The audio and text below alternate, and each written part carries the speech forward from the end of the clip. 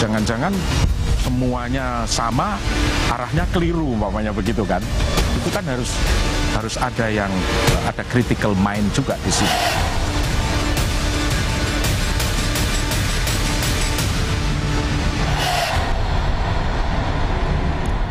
Presiden terpilih Prabowo Subianto ingin merangkul semua partai politik demi memastikan pembangunan berjalan lancar. Apa efek baik dan buruk dari pemerintahan tanpa oposisi? Saya masih bersama mantan politisi Partai Demokrat Ulil Absar Abdallah yang juga penulis buku berjudul Islam dan Barat, Demokrasi dalam Masyarakat Islam.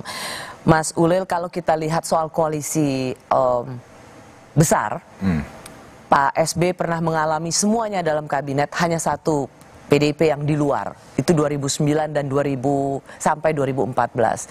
Pak Jokowi saja oposisinya lebih banyak, ada PKS, sempat Demokrat. Demokrat ada PDIP, PAN sempat. PKS ya, PAN ya. Jadi lebih banyak sebenarnya jumlahnya. Yeah. Tetapi di 2009 ke 2014 kita melihat sebuah jalan yang sangat tidak mudah oleh Pak SBY, padahal menang pemilu 2009 itu 3 kandidat menang di atas langsung hampir 60%. Ya, mutlak menangnya. Ya, kemenangan yang luar biasa. Tapi toh dengan hanya satu partai di luar, Pak SBY bisa dibilang waktu itu sempat juga mengeluh bahwa jauh lebih susah saya memerintah di periode yang kedua. Mengapa contoh yang sama, koalisi besar ini tidak berhasil di zaman Pak SBY? Ya, selain cuman PDIP tadi yang tadi sudah Anda sebutkan. Betul, Rosi. Jadi Pak SBY itu kasus yang atau contoh yang unik ya. Saya masih memberikan apresiasi yang dengan segala kelemahan-kelemahannya ya. Tapi ini kita bahas sedikit Pak SBY ya. Silakan. Ada beberapa hal yang menurut saya ya harus kita apresiasi pada pemerintahan Pak SBY itu. Jadi gini. Pak SBY itu adalah presiden pertama yang dipilih secara langsung. Dia presiden pertama yang harus merumuskan caranya sendiri, karena belum pernah ada pengalaman presiden sebelum SBY harus berhadapan dengan situasi politik di mana ada partai yang banyak, dia dipilih secara langsung dan dia harus bernegosiasi dengan parlemen. Itu pengalaman pertama. Jadi Pak SBY ini belum punya rumus ketika itu. Ya, semua presiden juga yang jadi presiden belum punya rumus. Belum punya rumus. Enggak, artinya situasinya memang baru sama sekali. Dan memang. Ya, tapi kan semua yang jadi presiden juga pasti mengalami hal yang baru. Mengapa ini menjadi sesuatu yang berbeda untuk Pak SBY? Dalam membangun koalisi, menurut saya itu baru sama sekali. Pak Jokowi sudah punya presiden Pak SBY. Oke. Ya. Pengalaman untuk membangun koalisi. Nah, membangun koalisi yang besar itu kan kelihatannya mudah. Besar dan kompak loh ya, kompak dan bisa dipastikan mendukung program-program pemerintah, karena yang paling penting kan akhirnya adalah program pemerintah jalan.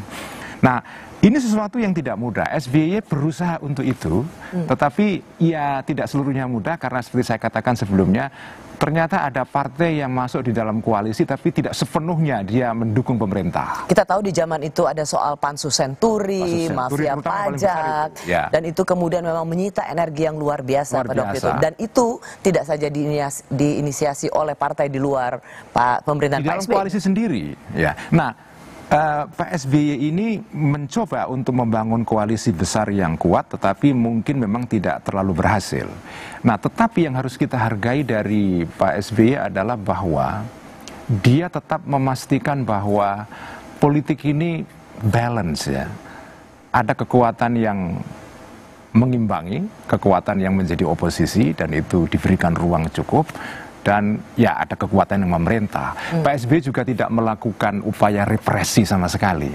Sama sekali nggak ada, atau kecil sekali lah. Nah, kenapa begitu? Menurut saya, ini analisis saya yang mungkin jarang dikemukakan orang. SBY itu seperti punya beban. Sebagai jenderal Orde Baru yang dipandang reformis. Dia tidak kepengen dipandang mengkhianati cita-cita reformasi.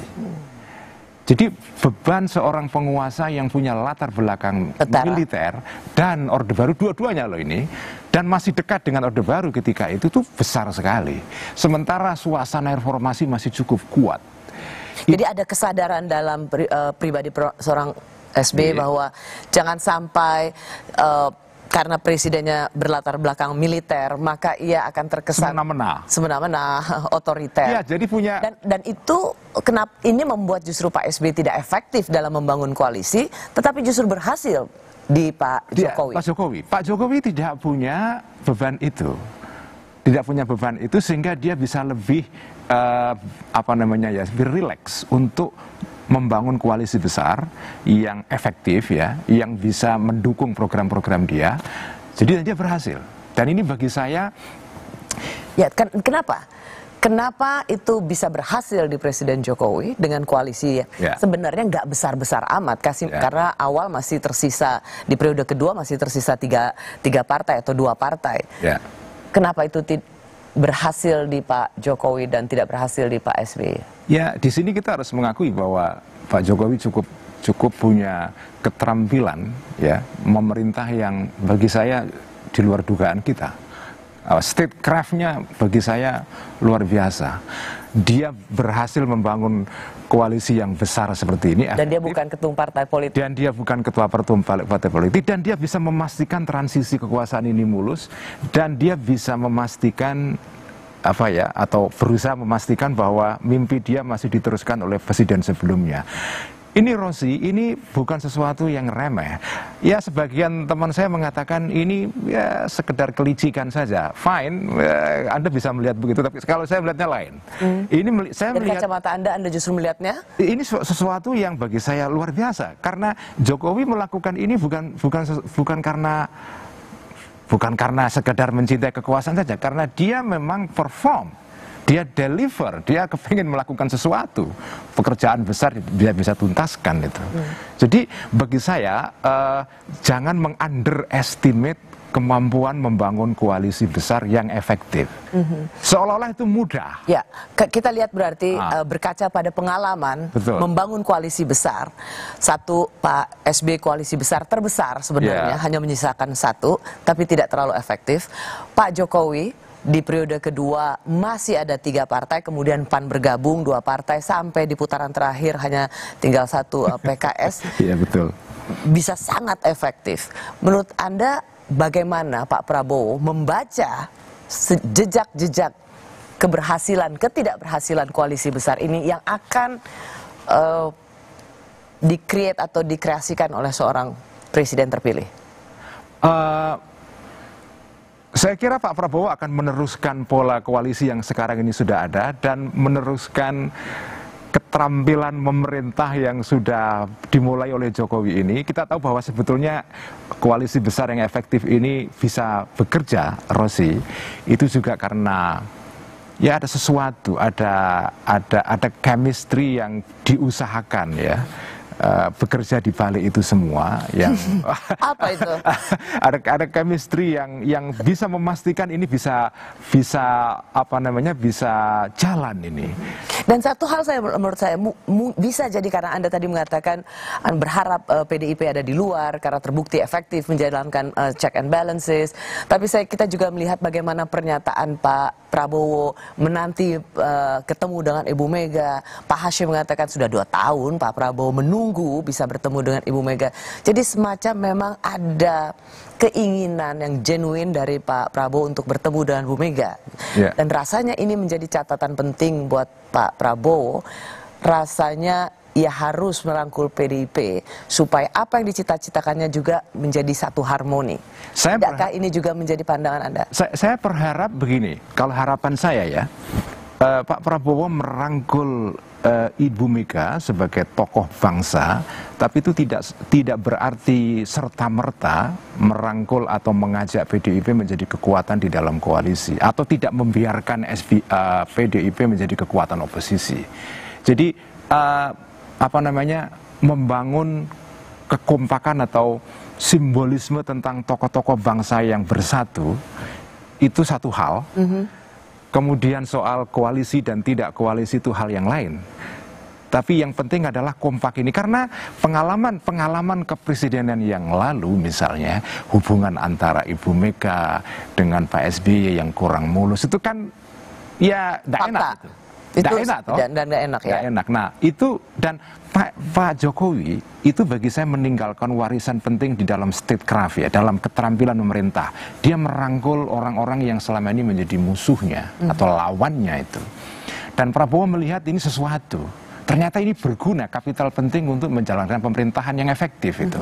Dan dia sekarang... Jadi Anda melihat bahwa penantian Pak Prabowo untuk menunggu Bu Megawati itu bukan semata untuk menjadikan PDIP koalisi dalam pemerintahan, tetapi lebih kepada ingin merawat hubungan yang harmonis atau menghormati bagaimanapun juga seorang Megawati Soekarno Putri. Saya kira Pak Prabowo dua-duanya. Saya kira dia kepingin mencapai dua-duanya itu, tujuan itu. Tetapi bagi saya, kalau saya sih berharap PDIP tetap menjadi kekuatan oposisi. Karena bagaimanapun tetap kita butuh pengimbang. Ya, pengimbang di dalam parlemen dan di luar parlemen. Anda nggak konsisten, Mas Ulil. Kenapa? Karena dalam tulisan Anda di Opini Kompas, Anda menyetujui tendensi untuk merangkul semuanya. Tetapi sekarang Anda berharap tetap ada oposisi. Nggak, bukan semuanya. Saya merangkul dalam pengertian bahwa ada kekuatan besar yang efektif ya. Tapi kan tidak harus semuanya itu menjadi kekuatan dalam kekuasaan. Bahwa kekuasaan harus diimbangi, saya tetap berpandangan itu penting ya. Tetapi kekuasaan yang efektif. Pertanyaan besar pasca reformasi Rosi adalah kekuasaan yang efektif. Ini pertanyaan besar loh. Orang sekarang ini lebih banyak berbicara soal oposisi dan demokrasi kebebasan. Tetapi keefektifan pemerintah, negara yang bisa mengeksekusi pembangunan, itu jarang menjadi perhatian publik. Itu seolah-olah dianggap itu nothing. Oke, kalau begitu kenapa Anda tidak langsung saja loud and clear mengatakan bahwa ya sudah tidak perlu ada oposisi, koalisi besar? Saya tidak mau mengatakan itu juga, karena bagi saya tetap pembangunan butuh pengimbang itu. Tetap butuh itu. Tetapi pembangunan juga harus efektif. Jadi konteks Anda bahwa Anda cenderung setuju bahwa siapapun yang berkuasa merangkul banyak orang, itu adalah supaya pemerintahan berjalan efektif. Tetapi Anda juga di sini supaya saya clear pandangan Anda tetap menginginkan adanya kekuatan di luar pemerintahan. Ada kekuatan yang menjadi pengimbang, dan bagi saya warisan Pak Jokowi yang menarik adalah yaitu tetap ada kekuatan pengimbang di dalam parlemen, dan ada kekuatan oposisi di luar, di dalam masyarakat sipil yang juga diberikan ruang. Suara di misalnya media sosial tidak diberangus ya. Saya berharap ini, dan kekuasaan efektif. Pembangunan jalan, ini Rosi, ini something big ini. Oke. Ada pembangunan yang berjalan, ada kekuasaan pemerintahan yang dijalankan secara efektif, tapi biarkan ada suara-suara kritis itu tetap mewarnai demokrasi di Indonesia. Betul. Dan ini saya berharap ini bisa berlanjut di dalam pemerintahan Pak Prabowo, dan mungkin lebih baik lagi. Nah, terutama adalah oposisi di dalam masyarakat sipil ya ini. Apa kecemasan Anda? Jangan dijawab dulu, kami kembali sesaat lagi.